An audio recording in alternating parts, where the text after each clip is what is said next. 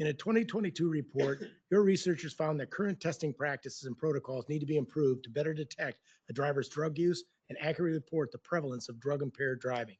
The lack of a standardized drug testing and reporting hinders understanding of the issue and development of policies that can reduce impaired driving, as well as treatment options for those with substance abuse disorders. We need to be doing more research, especially in the development of tools that help identify the presence of drugs in drivers in themselves and others by them operating these vehicles and endanger the motoring public. What does the NTSB recommend other federal agencies and state governments do to address the rise in drug-impaired driving accidents, especially as more communities across the U.S. are beginning to legalize recreational marijuana and be subjected to this? Yeah, we have long worked on against drug impaired driving.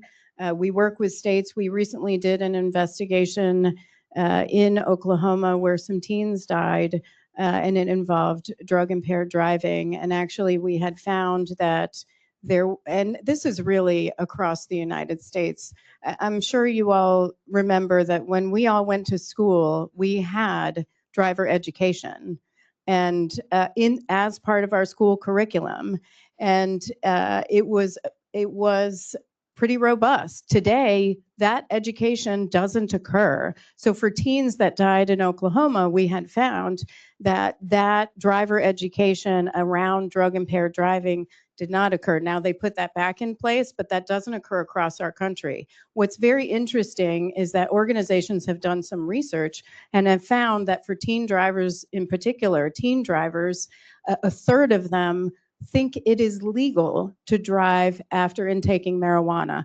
25% of adults. Usage has gone up significantly, and we need to do a number of things, including testing protocols, training for law enforcement officers so they can detect drug-impaired driving, increased enforcement, and then training itself for the public.